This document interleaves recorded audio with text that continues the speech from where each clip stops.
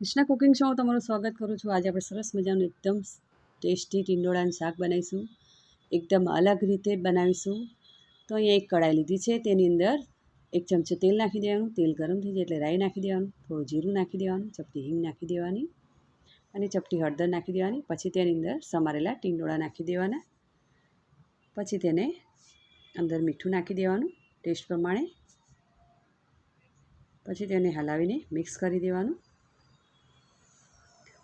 પછી અહીંયા ચપટી ગોળ નાખીશું, આપણે નાખવો હોય તો નાખી શકો, નહીં તો સ્કીપ પણ કરી શકો છો।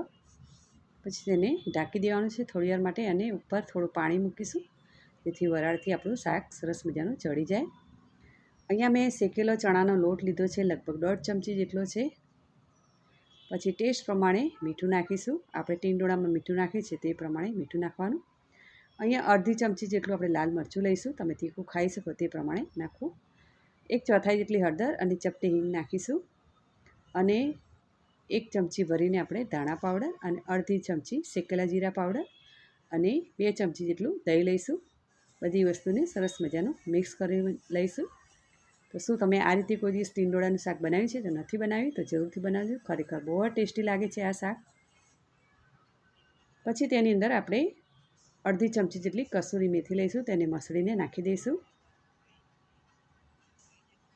અને થોડું પાણી નાખી દેવાનું, થોડી પેસ્ટ બનાવી લેવાની છે તેની। જો તમને મારો આ વિડીયો ગમે તો લાઇક, શેર અને સબસ્ક્રાઈબ કરજો, બેલ આઇકન દબાવજો અને કમેન્ટ કરજો। અહીં આપણી પેસ્ટ તૈયાર થઈ ગઈ છે, તો આ બાજુ ખોલીને ચેક કરી લઈશું આપણા ટીંડોળા ચડી ગયા કે નહીં તે જોઈ લઈશું। તો અહીંયા ટીંડોળા સહેજ અધકચરા છે, તો થોડીવાર પાછા ઢાંકીને તેને રહેવા દઈશું। પછી પાછું તેને ખોલીને ચેક કરીશું, તો એકદમ ટીંડોળા ચડી જાય પછી જ આપણે તેની અંદર આ પેસ્ટ નાખવાની છે। પેસ્ટ નાખ્યા પછી તેને હલાવી દેવાનું છે। તો તમે કોઈ દિવસ આ રીતે ટીંડોળાનું શાક નહીં બનાવ્યું હોય તો જરૂરથી બનાવજો, બહુ જ ટેસ્ટી લાગે છે। પછી એ જ વાટકીમાં આપણે થોડો પાણી નાખીને મિક્સ કરીને તેને હલાવીને નાખી દઈશું। પછી તેને મિક્સ કરી લઈશું અને થોડીવાર તેને ખદખદવા દઈશું। તો સરસ મજાનું તેલ છૂટી ગયું છે, તેની અંદર તાજા આપણે લીલા ધાણા સમારીને નાખી દઈશું।